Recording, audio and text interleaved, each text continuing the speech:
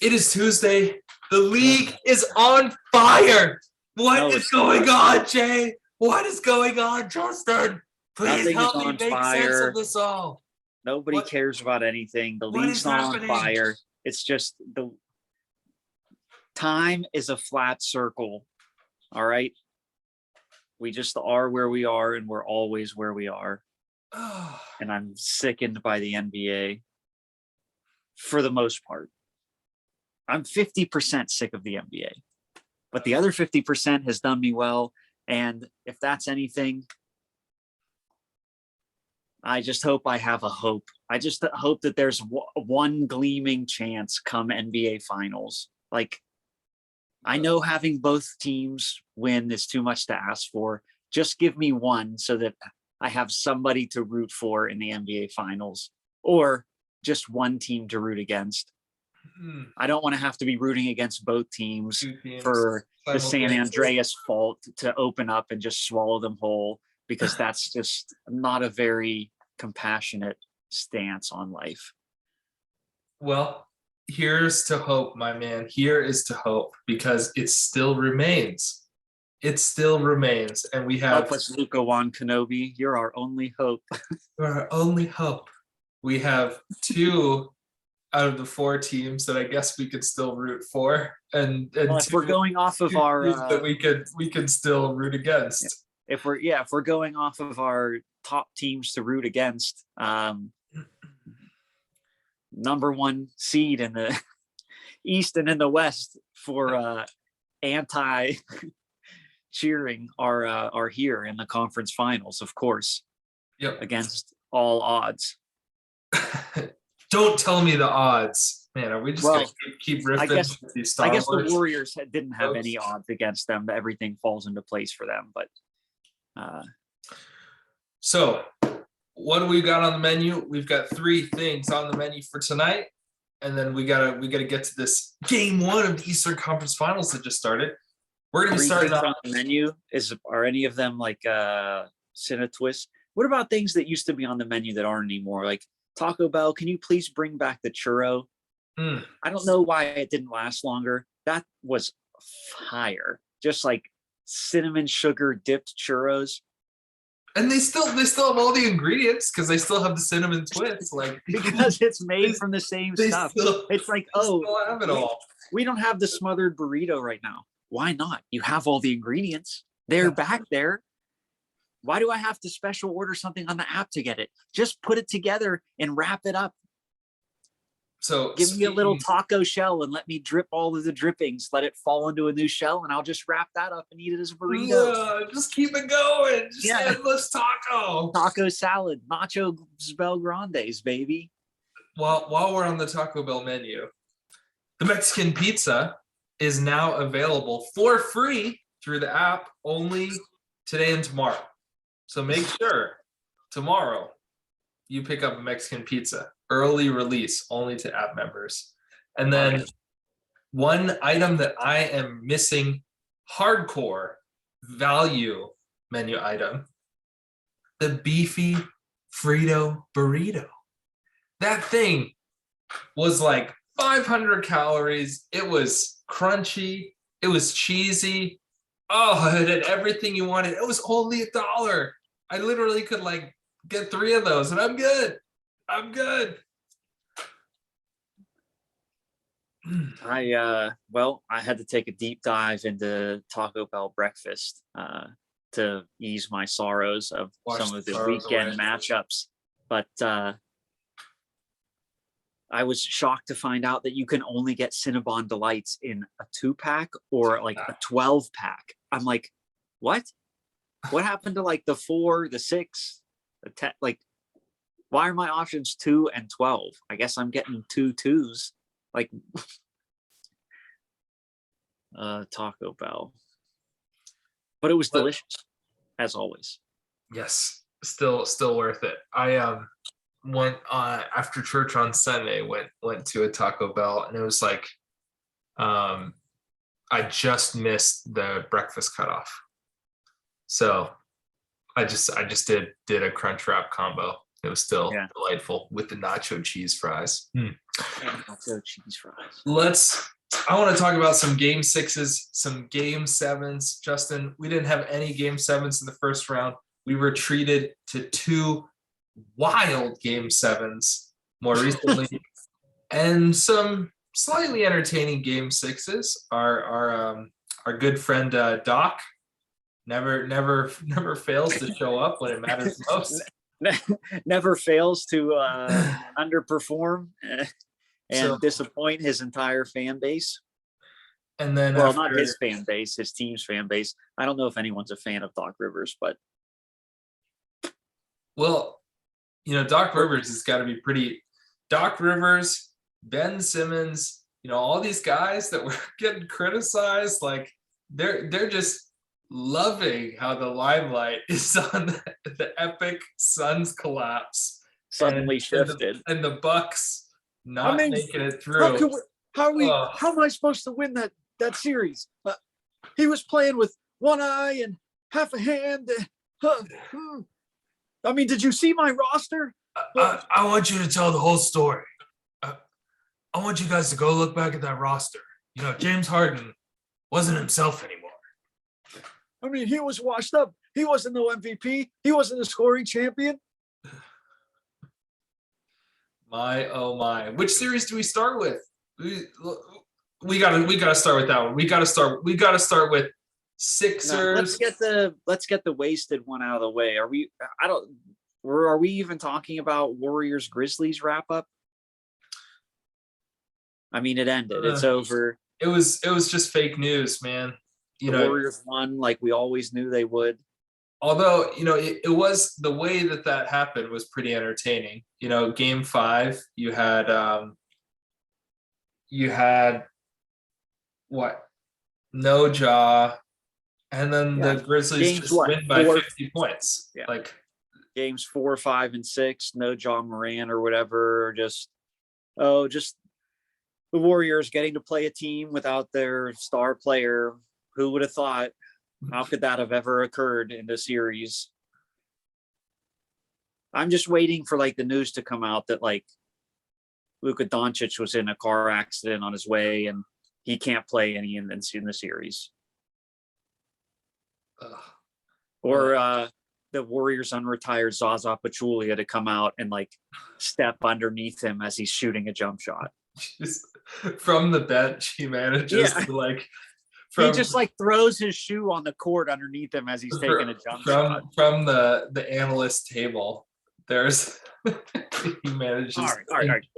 So enough of the Warriors, Grizz. Something I wanted to touch on in the quick wrap up. Yeah, Sixers Heat. They lose Game 6 at home, fail to take care of business, and then they lose Game 7 in Miami.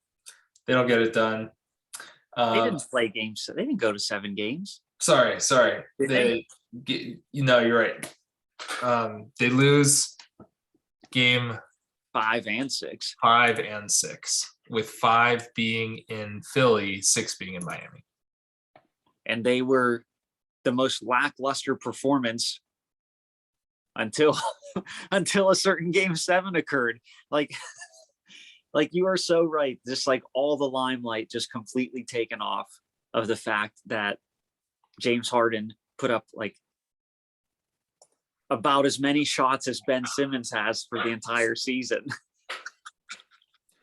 And that's something, we sat here last week talking to the Grizz and we said, Embiid is the best player. Giannis is the best player on the planet. Confidence. I'm taking them against the team. They're going to win in 6 or 7, not a question. Next thing you know, we're sitting here today and they are both out. I feel like you need to use the call button, call the Grizz, ask him get him on right now. Get him on right now. Yeah, I'm disgusted. He was supremely confident, even at halftime, them being down 12, 13 points. Because that was Game 5 last 20, 30. Last time it was Game 5. They got blown out then. And then Game 6 wasn't close either. Last thing about that series, then we'll move on to Bucks Celtics is This man, the beard, is a man who can no longer be feared. We were talking last week about how he was a breakfast defector. Look at how far he has fallen. I would not claim him. Do not eat a cheesy gordita crunch. Do not even dip one nacho fry. James Harden, you are no breakfast defector. You are just an all-around defector. You've defected from every team that you've been on. You blamed everybody but yourself. You're out of shape, probably because you're eating at Taco Bell every day instead of practicing or working hard. You disgust me. You have just let everybody down, whoever thought that you were supposed to be somebody. And here we are. Here we are. That's okay. You have no shortage of scapegoats. Doc Rivers blew it all by getting Joel Embiid have his eye busted out of its socket and giving him a concussion before the start of the series for no reason whatsoever. You got James Harden, who completely no-showed, who's going to opt in because nobody else is going to sign him right now, who's going to give you one more miserable year of basketball in Philadelphia unless he forces himself out by trade deadline. But who are you going to get in return? Just wait until you have to trade James Harden by the trade deadline because he's doing nothing but pouting on the court and being completely out of shape. You get nothing. You get nothing back in return, and then you will have given away everything you gave away to get him, everything you gave away to give him up. It'll be like, oh, the 76ers traded Ben Simmons, Seth Curry, draft picks, Andre Drummond, all so they could get Maxi Kleba or like somebody, like who is gonna want him next year so that they can swap him for Westbrook? Like, what are we even like? What is his market value? Oh, it is. That's the thing. His legacy. I mean, remember, was that game 4 where he just went off and was scoring, he was contributing, and then there's all this talk like, oh, how's he gonna do? How's he gonna do? His stock is all-time low, and if I'm another team, I'm just saying, yeah, you can keep him, Philly. He's definitely opting in, and he needs to show something. Otherwise, Philly is not going to be able to get anything for him at the first half of next year before the trade deadline. And then they don't re-sign him, and he just becomes a free agent where some crappy team, like we talked about, Orlando or maybe even Houston or OKC, I don't know, Detroit. If he somehow, maybe they try and pair him up with Damian Lillard. I don't know. I just can't. If he somehow lands in OKC or Houston again, it's just going to be so comical. That would be perfect because they love to purposefully lose games, just like James Harden. The Houston Rockets will go so far to lose games as to pay a man $46 million to not play, who's healthy and wants to play. Outrageous. Outrageous. A match made in heaven. There you go, James Harden. Find your way back to Houston or Oklahoma City. You're a bum. You've always been a bum. You channeled some Patrick Beverly fire right there and just absolutely destroyed. I know we were going to try and keep this short, but I forgot about all the stuff that I forgot about because of how outrageous this is a safe else. space. This is a safe space. We can let it out. Let it all out. We're moving to the next series that has actually, for as massive of a loss this was for Milwaukee, has was not in the spotlight for very long. But just to jog folks' memory here with so Boston winning game 7. We had this series. It was knotted up 2-2. Game 5 in Boston was epic. Oh my gosh, insane game. You had the Bucks coming from down 12 basically at the beginning of the fourth quarter or something like that. A ridiculous fourth quarter comeback. We thought they had crushed their spirit, had put them out, had shown Giannis is Giannis for a reason. He is the best in the world. and he could do what he wants when he wants. He was bleeding. He was blocking shots. They were down 6 with less than 2 minutes to go, and the whole game changed. Marcus Smart got completely fouled. It was just a disgusting end. And that happened, and I said, there is no way the Bucks are going to lose game 6 in Milwaukee. And what happened? Jason freaking Tatum scores 11 points in a row at one point in the fourth quarter, and they win the game by 13 points. They win game 6 on the road by 13 points. Oh, it's teeing us up for a game 7 that ended up being just a blowout in Boston. We're both sick to our stomach. We have to say goodbye to Giannis. We got to say goodbye to the Bucks. We got to see the Celtics team advance.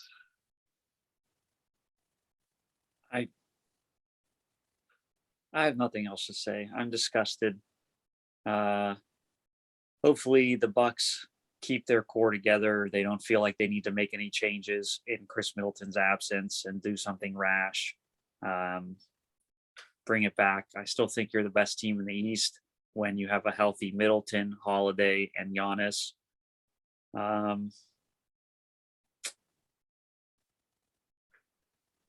Yeah, I mean, we're going to talk a little bit about that man behind you, but I told you before we started this, I think Giannis and Luka are going to give us, well, hopefully they'll give us what we've been wanting or what we hope to see, perhaps the 2 best players in the league moving forward to meet up in the finals on occasion.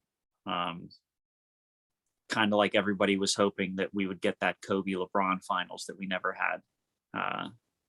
You want to see, I mean, we want to see Giannis and Embiid. Yeah, we didn't get that either. We want, like, you want to see like the biggest stars get the faces of the league, the biggest guys, the biggest stars get on the biggest stage. Yeah. Give us 7 games against each other. Come on. So we're going to be wishing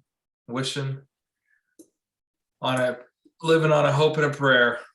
So that's Bucks Celtics, which quickly became lackluster when what happened in our game 7 with Dallas going on the road to take on the number 1 seed Phoenix Suns, who had the best record in the regular season, who everyone was saying was the team to beat out West. And what happened, Justin? When you say everyone says they were the team to beat out West, you mean you? I know, I'm saying the media. I'm seeing all these hilarious mashup videos that were like, yeah, all the get up guys, like Kendrick Perkins, you had all these people like, they won 64 games.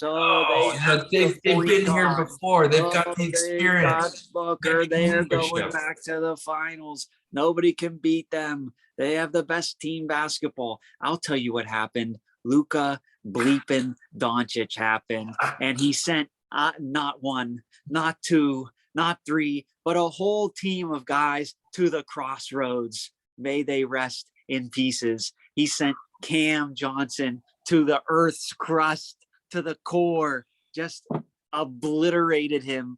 He laughed. The Luka special. Oh, Booker, Paul, clowning Luka. A mistake that they will look back on and regret for the rest of their lives. All right. They are going down in the history books as having the worst ever game 7 at home performance in the history of the association. It is just delightful. Yes.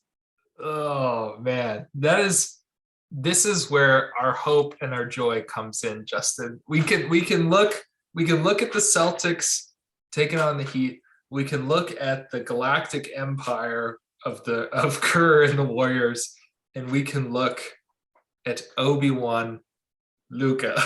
Luka Wan Kenobi. Luka Wan Kenobi. Get it right, jabroni. Oh man. it is all the more impressive when you consider Luka didn't play the first 2 games. Like, no. That was the previous series. Relax. Okay. He Sorry. didn't play in the first 2 games against the Timberwolves. But Okay. It is no, sorry. we were talking about him possibly. I talked about him before the playoffs started, of having that fourth. This is his 4th year. He could mirror the LeBron run to the finals that LeBron had in his 4th year, which is crazy to think that he is only in his 4th year. But then there was the injury, and we were like, this is why Milwaukee didn't play the last game. And they didn't have home court advantage.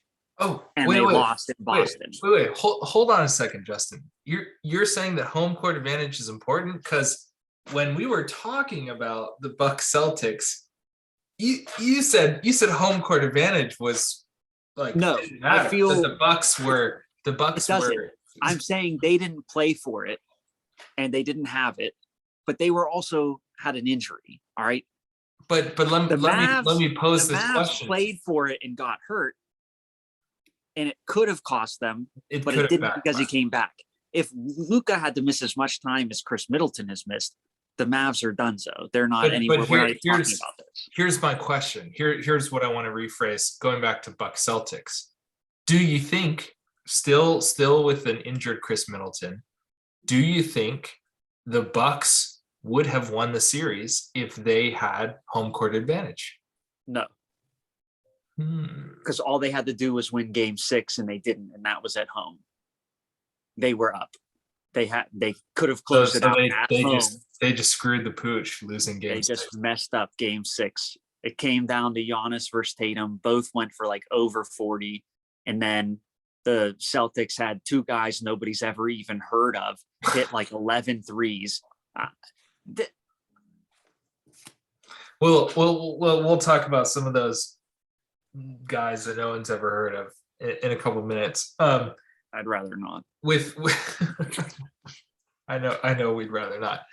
But last thing about the Suns Mavs, it is, I was confusing the Luka being out for the first 2 games of this one and last series, but it's all the more impressive what the Mavs did because they lost the first 2 games. Like they go down 0-2. 3-2.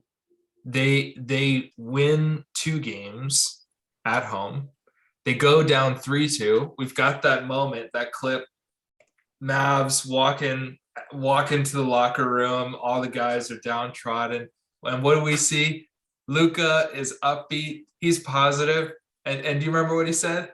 Everybody's tough when they up. Everybody's talking tough when they up. And then he backs it up. They win. Then he went out there and snatched their souls from them.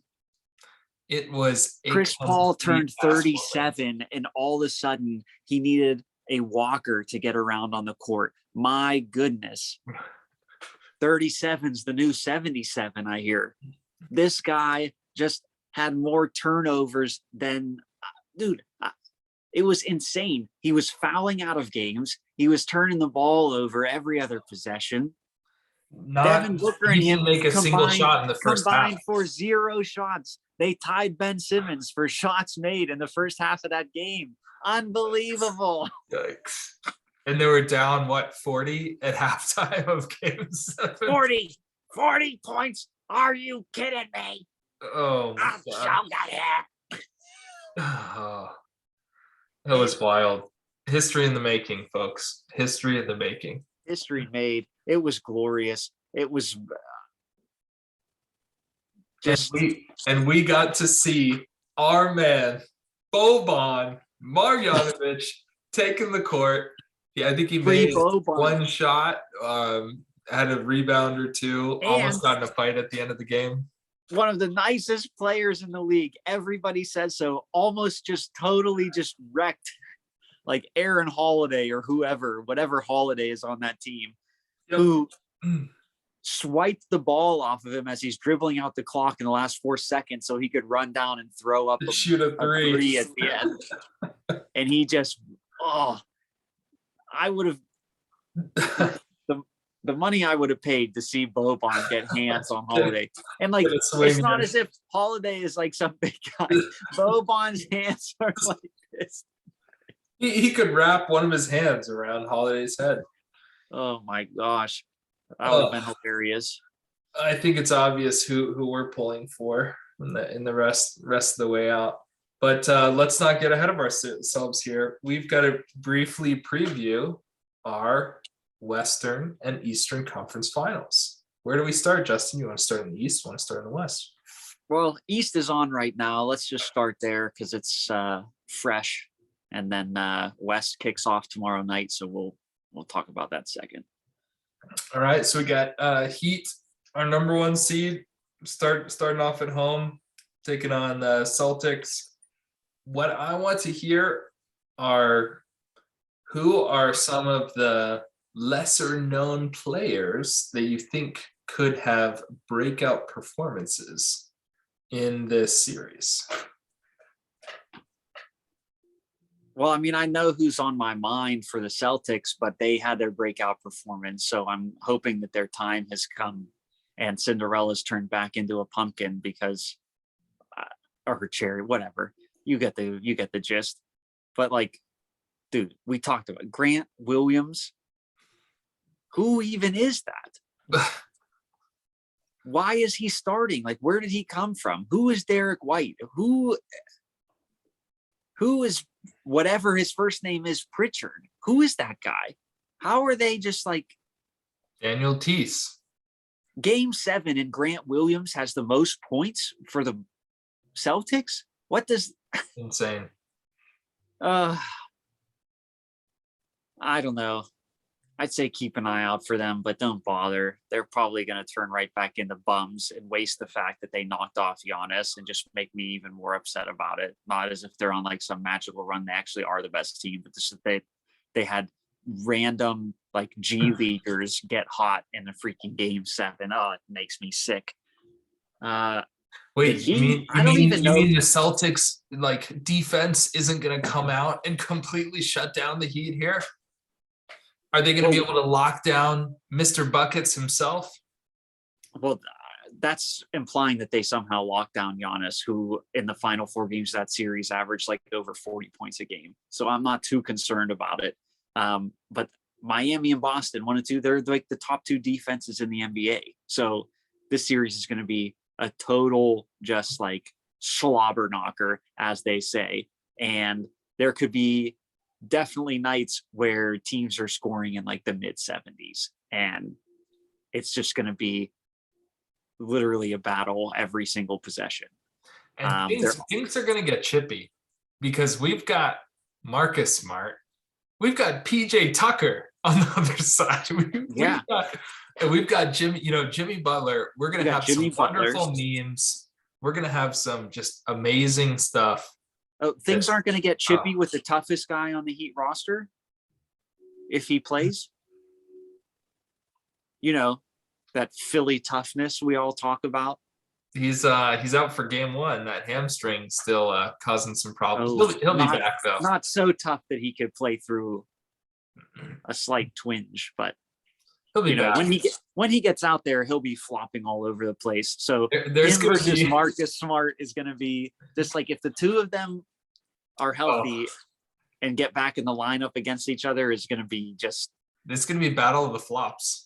It's going to be one of the worst matchups that is humanly possible. My eyes will burn. I'll be disgusted. Are the 2 most unlikable players on each team going head to head, and who can fake their way to the most foul calls and egregious errors. We're going to be keeping an eye on that storyline. Is just that matchup right there. PJ Tucker. So I don't know, for the Heat, I feel like all the guys are, them. We've talked about them. Well, there's a couple. I don't know who Gabe Vincent is. He's undrafted. He somehow is starting for the Heat in the conference finals. Max Strus, we already talked about his meteoric rise from undrafted to supplanting NBA final starter Duncan Robinson somehow, who has no time Like, how is he not getting minutes? I just still can't figure it out. So I don't know. I guess keep your eye on Max Strus. I am really hoping that the fact that Duncan Robinson is out means that we're getting back some of that magic from Victor Oladipo, and that he is regaining some of his high-end form, speed and acceleration, just that quick first step. I know when you have injuries like that, it's difficult to have that. So I'm hoping he can get some of his burst back and really have at least a couple games in this series where he shows out and shows up. But essentially, so far in the playoffs, Tatum and Butler, we're talking about how Tatum has like become the superstar, and he shut down KD and Giannis. He didn't shut down Giannis, let's be fair, but he went head to head and his team won. He came out on top. He had extremely spectacular moments. His stats are almost identical to Jimmy Butler's in the playoffs, except Jimmy Butler's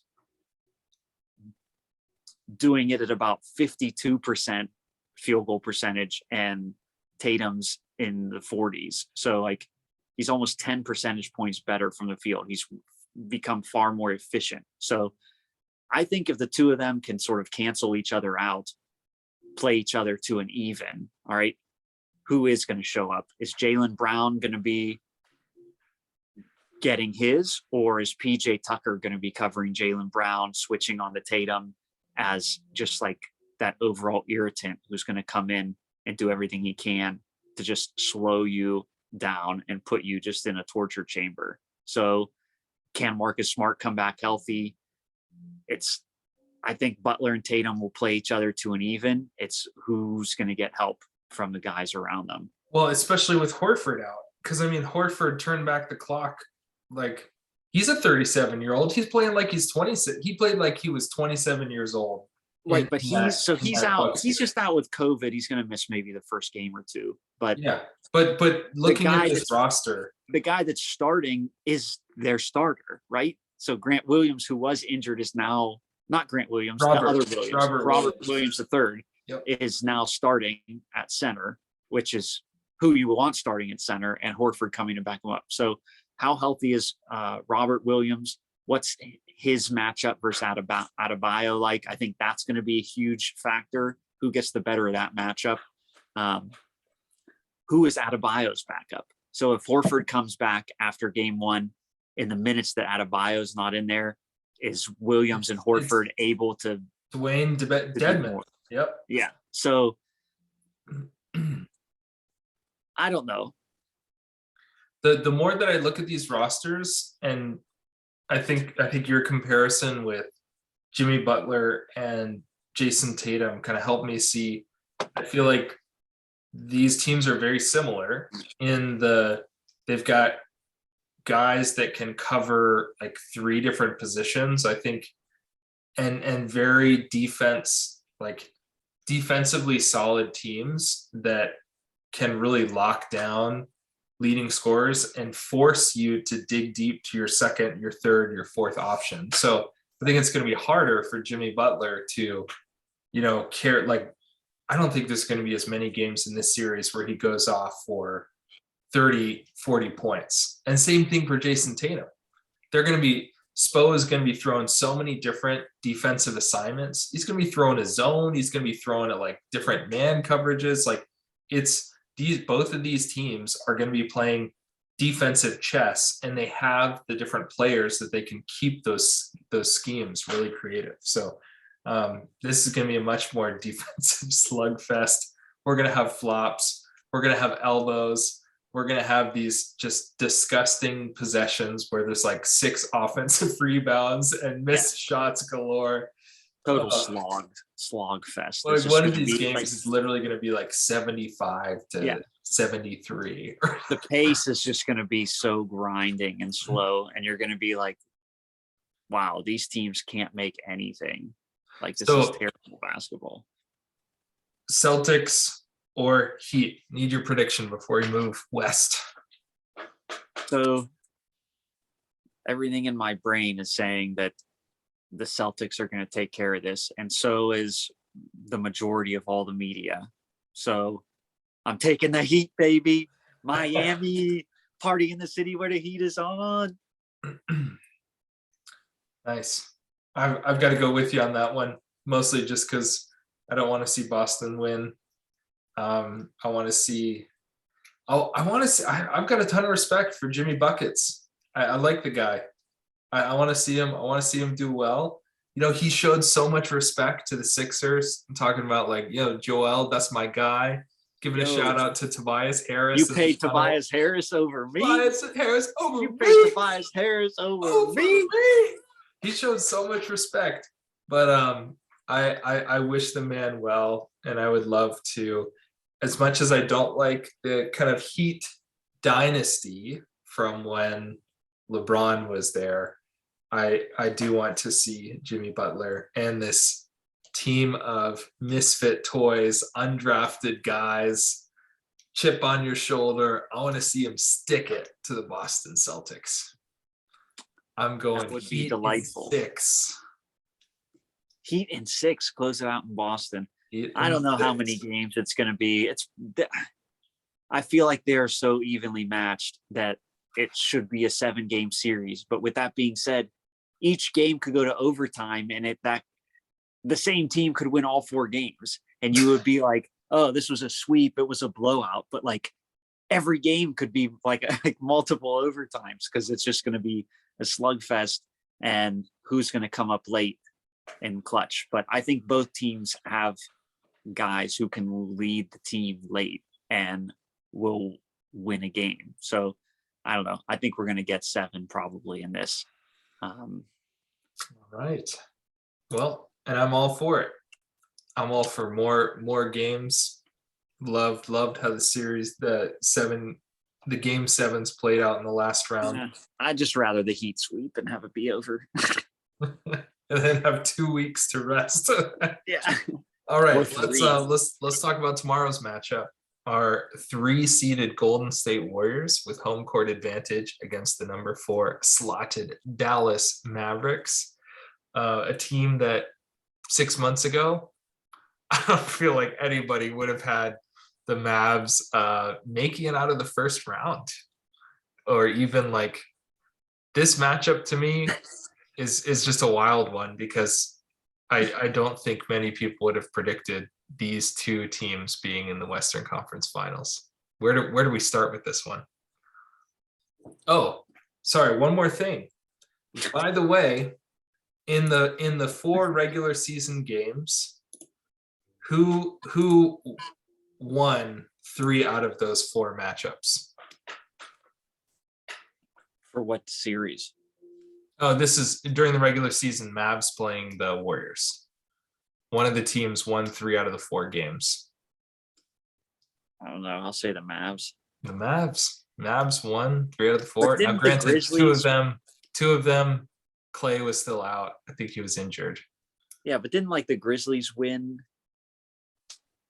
have the series win over Golden State in the regular season, and they had like a couple wins against them without John Moran in the lineup, which I guess they didn't, but it doesn't matter. None of that stuff really matters. The Warriors get everything to go their way. I would be probably shocked if the only player that anybody knows his name on the Dallas Mavs didn't get hurt. So I'm expecting something to go their way. It always goes their way.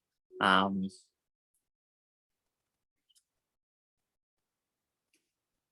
just setting up for disappointment, but we can hope. I just don't see the greatest defensive player of all time even remotely slowing Luka Doncic down. So, I don't think they have an answer for him. I think Dallas has the best player in the series. Clearly, Golden State then has the next best 3 guys in the series. So, I don't know. On paper, you'd have to take Golden State, but there's just on paper you had to take Phoenix, and look what happened. Oh So gosh. I'm just, waiting for the Clay press conference where he says Luka's feelings got hurt and Draymond Green to be suspended for a game because he's racked up way too many flagrant foul points or gets tossed for getting double technicals. And then saying, oh, well, Luka won't score 45 when I'm back in the lineup. And then Luka just detonates for like 60. Yeah. So I don't know. Everything says Golden State's going to win because it's Golden State, and we're going to have to suffer through them being in the finals again. But I'm going to take Luka Doncic and the Mavs to win this series. Going with the heart. Yeah.